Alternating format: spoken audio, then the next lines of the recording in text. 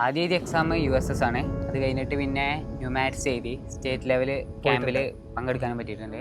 IOQM വേണ്ടി അത്ര regress ആയിട്ട് ഇരുന്നിട്ടൊന്നുമില്ല. പിന്നെ യൂട്യൂബിലത്തെ ക്ലാസ്സും XandYൻ്റെ തന്നെ മിഷൻ ഒളിമ്പ്യാഡ്സിൽ ക്ലാസ്സുകൾ ഉണ്ടായിരുന്നു.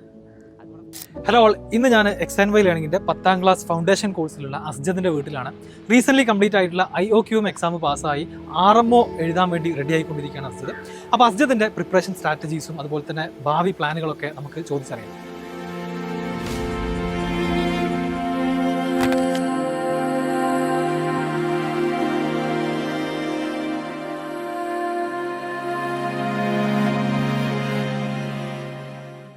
അസ്ജദ് XandY ലേണിംഗിൻ്റെ കൂടെ 9th-ലും 10th-ലും ഫൗണ്ടേഷൻ കോഴ്സ് പഠിച്ചുകൊണ്ടിരിക്കുകയാണ്. ഇപ്പം IOQM ക്വാളിഫൈ ചെയ്ത് എത്ര മാർക്ക് ഉണ്ടായിരുന്നു? 25 മാർക്ക് ഉണ്ട്. ഇനി RMOയിലേക്കുള്ള പ്രിപ്പറേഷൻ നടന്നുകൊണ്ടിരിക്കുകയാണ് അല്ലേ? അപ്പം IOQM അല്ലാതെ വേറെ കോമ്പറ്റേറ്റീവ് എക്സാംസ് മുന്നേ ക്വാളിഫൈ ചെയ്തിട്ടുണ്ടോ? ആദ്യം എഴുതിയ എക്സാം USS ആണ്. അത് കഴിഞ്ഞിട്ട് പിന്നെ NuMaTs എഴുതി സ്റ്റേറ്റ് ലെവൽ ക്യാമ്പിൽ പങ്കെടുക്കാനും പറ്റിയിട്ടുണ്ട്.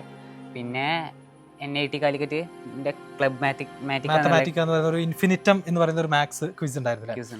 അതിലും ഏത് പൊസിഷനാണ് കിട്ടിയത്? സ്റ്റേറ്റ് ലെവൽ ഫസ്റ്റ് കിട്ടിയിട്ടുണ്ടായിരുന്നു. അപ്പോൾ അങ്ങനെയാണ് നമ്മുടെ ഫൗണ്ടേഷൻ കോഴ്സിലേക്ക് എത്തുന്നത്. ഇപ്പോൾ റീസെൻ്റ്ലി IOQM ക്വാളിഫൈ ചെയ്തത്. അപ്പം IOQM കുറിച്ച് നമ്മുടെ പുതിയ സ്റ്റുഡൻസും അതുപോലെ തന്നെ പാരൻസൊക്കെ അവെയറായി വരുന്നേ ഉള്ളൂ. എങ്ങനെയാണ് IOQM പ്രിപ്പയർ ചെയ്തത്? അതിൻ്റെ സ്ട്രാറ്റജീസ് എന്തായിരുന്നു? IOQM വേണ്ടി അത്ര റിഗ്രസ് ആയിട്ട് ഇരുന്നിട്ടൊന്നുമില്ല. യൂട്യൂബിലും പിന്നെ PYQ കുറച്ച് നോക്കിനി. പിന്നെ യൂട്യൂബിലത്തെ ക്ലാസ്സും XandYൻ്റെ തന്നെ മിഷൻ ഒളിമ്പ്യാഡ്സിൽ ക്ലാസ്സുകൾ ഉണ്ടായിരുന്നു.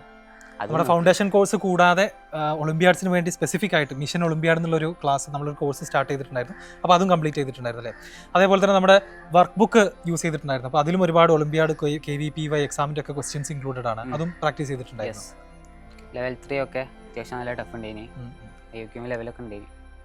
എങ്ങനെയാണ് അപ്പോൾ നമ്മുടെ XandYയുടെ ഫൗണ്ടേഷൻ കോഴ്സിലേക്ക് എത്തുന്നത്? നേരത്തെ പറഞ്ഞ മാതിരി NIT കാലിക്കറ്റിൻ്റെ മറ്റേ ഫസ്റ്റ് റൗണ്ട് കഴിഞ്ഞപ്പം എന്താ പറയുക ഒരു വെബിനാർ നടത്തിയിട്ടുണ്ടായിരുന്നു, സൂം മീറ്റിംഗ് വഴി. അങ്ങനെയാണ് ആദ്യമായിട്ട് XandYക്ക് വരുന്നത്.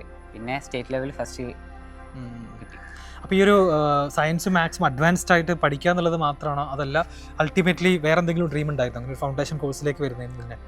ഫൗണ്ടേഷനിൽ ജോയിൻ ചെയ്യുമ്പോൾ ഫൗണ്ടേഷനെ കുറിച്ച് വലിയ അവയറൊന്നും അല്ലേ. ഇനി ജോയിൻ ചെയ്തതിൻ്റെ ശേഷമാണ് അറിഞ്ഞത് JEയും നീറ്റും അങ്ങനെയുള്ള എല്ലാ കാര്യത്തിനെ കുറിച്ച് ഒരു ഇതൊക്കെ വരുന്നത്. അപ്പോൾ ഇപ്പം എന്താണ് ഡ്രീം? 10th കഴിഞ്ഞിട്ട് ഇനി എന്ത് പെർസ്യൂ ചെയ്യണമെന്നാണ് ഡ്രീം? ഇനി 10th കഴിഞ്ഞിട്ട് ഇൻ്റഗ്രേറ്റഡ് പോകാനാണ് പ്ലാന്. അത് കഴിഞ്ഞിട്ട് JE അതുപോലെ IITയിൽ എത്തണമെന്ന് തന്നെയാണ് ആഗ്രഹം. XandYൻ്റെ ഫൗണ്ടേഷൻ കോഴ്സിലുള്ളൊരു എക്സ്പീരിയൻസ്, നമ്മുടെ ക്ലാസ്സുകളാവട്ടെ അല്ലെങ്കിൽ മെൻറ്റർഷിപ്പ് തുടങ്ങിയ നമ്മുടെ എല്ലാ ഫീച്ചേഴ്സും, നമ്മുടെ മെറ്റീരിയൽസ്, അതിനെക്കുറിച്ച് ഇപ്പോൾ 2 വർഷമായാലും യൂസ് ചെയ്യുന്നു. എന്താണ് തോന്നിയിട്ടുള്ളത്? XandYൻ്റെ ക്ലാസ്സിനെ കുറിച്ച് പറയുകയാണെന്നുണ്ടെങ്കിൽ ഭയങ്കര ഷോർട്ട് ഡ്യൂറേഷൻ ആയിട്ടാണ് ക്ലാസ്സുകൾ കിട്ടുന്നത്. അതായത് ചാപ്റ്ററൊക്കെ ഇപ്പോൾ ഓഫ്ലൈൻ ക്ലാസ് എടുക്കുകയാണെന്നുണ്ടെങ്കിൽ നല്ല ഡ്യൂറേഷൻ പോകും.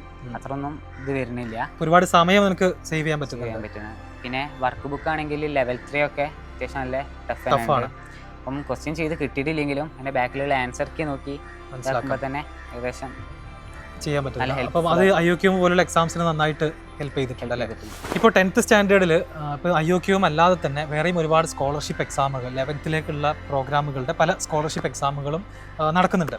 അപ്പോൾ അസ്ജദ് അതിൽ പങ്കെടുത്തിട്ടുണ്ടായിരുന്നില്ലേ? പങ്കെടുത്തിട്ടുണ്ട്. അപ്പോൾ അതിൽ എത്രത്തോളം സ്കോളർഷിപ്പ് ഗെയിൻ ചെയ്യാൻ സാധിച്ചിട്ടുണ്ടോ? ഒരു 4 to 5 ലാഖിൻ്റെ അടുത്തൊക്കെ ഒരു 2-3 സെൻറ്ററുകളായിട്ടല്ലേ?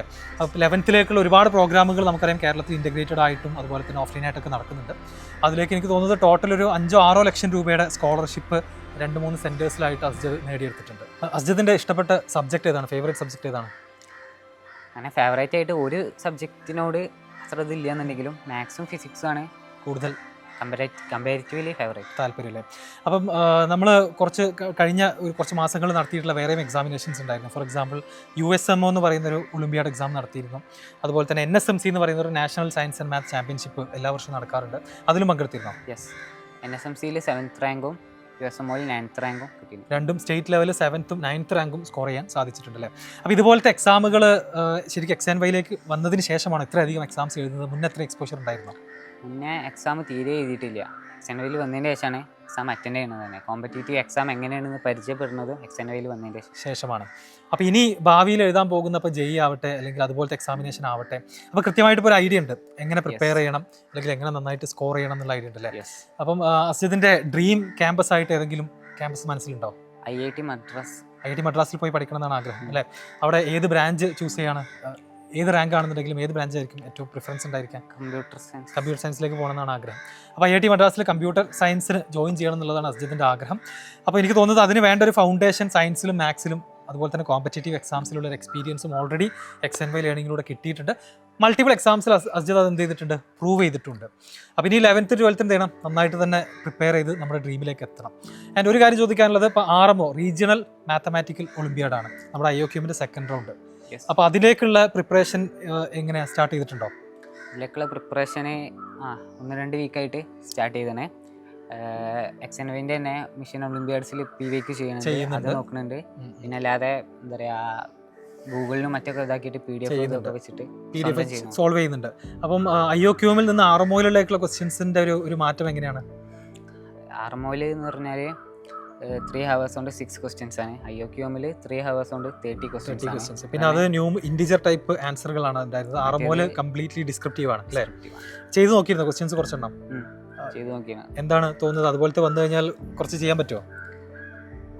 ചെയ്ത് നോക്കുക പറയുമ്പം എന്താ പറയുക, ഒരു 10 question ഒക്കെ ചെയ്തിട്ടുണ്ടെങ്കിൽ 1-2 questions ആണ് ചെയ്യാൻ കിട്ടുന്നുണ്ട്. അപ്പോൾ ആക്ച്വലി RMOയിൽ ഇപ്പോൾ കേരളത്തിലെ ഒരു സിറ്റുവേഷൻ എടുക്കുകയാണെന്നുണ്ടെങ്കിൽ RMOയിൽ നിന്ന് അടുത്ത റൗണ്ടിലേക്ക് പോകാൻ വളരെ കുറച്ച് മാർക്ക് മതി. 6 question 3 മണിക്കൂറിൻ്റെ എക്സാമാണ്. അതിലൊരു നമുക്ക് സ്റ്റെപ്പുകൾക്കടക്കം മാർക്കുണ്ട്. അപ്പോൾ 1-2 question നമ്മളൊരു ഹാഫ് വരെയൊക്കെ ചെയ്താൽ തന്നെ, അല്ലെങ്കിൽ ഒരു ക്വസ്റ്റ്യൻ തന്നെ ഫുൾ ചെയ്താലൊക്കെ തന്നെ നമുക്ക് എന്ത് ചെയ്യാൻ പറ്റും? മേ ബി നെക്സ്റ്റ് റൗണ്ടിലേക്ക് കേരളത്തിൽ നിന്ന് സെലക്ഷൻ കിട്ടും. ഹൈസ്കൂളിൽ പഠിക്കുന്ന ഇപ്പോൾ അസ്ജിദിൻ്റെ ജൂനിയേഴ്സ് ആയിട്ട് വരുന്ന കുട്ടികളോട് എന്താണ് അസ്ജിദിന് കൊടുക്കാനുള്ള ഒരു മെസ്സേജ്? എന്താണ്? ഫൗണ്ടേഷന് നിർബന്ധമാണ്. അതായത് എന്താ പറയുക, എത്ര പെട്ടെന്ന് സ്റ്റാർട്ട് ചെയ്യാൻ കഴിയണോ അത്രയും പെട്ടെന്ന് സ്റ്റാർട്ട് ചെയ്യുന്നതാണ് നല്ലത്. പിന്നെ ഫൗണ്ടേഷന് പുറമെ നമ്മൾ ഹാർഡ് വർക്ക് ചെയ്താൽ മാത്രമേ കാര്യമുള്ളൂ. അതുപോലെ തന്നെ ഇപ്പോൾ സയൻസ് മാത്ത് സബ്ജക്റ്റുകളിലൊക്കെ ഇഷ്ടമുള്ള കുട്ടികളോട് ഇപ്പോൾ നമ്മളെപ്പോഴും പറയാനുള്ളത് മാക്സിമം കോമ്പറ്റേറ്റീവ് എക്സാംസ് എഴുതുക എന്നുള്ളതാണ്. എന്നാൽ മാത്രമാണ് 10th ഒക്കെ കഴിഞ്ഞിട്ടുള്ള ഏറ്റവും ബെസ്റ്റ് ഓപ്പർച്യൂണിറ്റീസ് നമുക്ക് +2ൻ്റെ കൂടെ തന്നെ എന്ത് ചെയ്യാൻ പറ്റുള്ളൂ, നേടിയെടുക്കാൻ സാധിക്കുള്ളൂ. അപ്പോൾ അസ്ജിദിൻ്റെ ജൂനിയേഴ്സ് ആയിട്ട് വരുന്ന കുട്ടികളോട് XandY ലേണിങ്ങിൻ്റെ ഫൗണ്ടേഷൻ കോഴ്സ് അപ്പോൾ റെക്കമെൻഡ് ചെയ്യുമോ? XandYൻ്റെ ഫൗണ്ടേഷൻ കോഴ്സ് റെക്കമെൻഡ് ചെയ്യും. കാരണം XandYയിൽ തന്നെ ആവശ്യത്തിലധികം എന്താ പറയുക, കോമ്പറ്റേറ്റീവ് ലെവല് എക്സാംസും അതേപോലെ ലൈവ് സെഷൻസ് അഡ്വാൻസ്ഡ് ക്വസ്റ്റ്യൻസ് ആണ് വരുന്നത്. അതേമാതിരി സൂപ്പർ ബാച്ച് ഉണ്ട്. പിന്നെ എന്താ പറയുക, പുറമെ സൂപ്പർ ബാച്ചിൽ എന്ന് പറഞ്ഞാൽ ഒരു JEE ലെവൽ ക്വസ്റ്റ്യൻസ് ഒക്കെ ചെയ്യുന്നുണ്ട്. 9th 10th ചെയ്യുന്നുണ്ട്.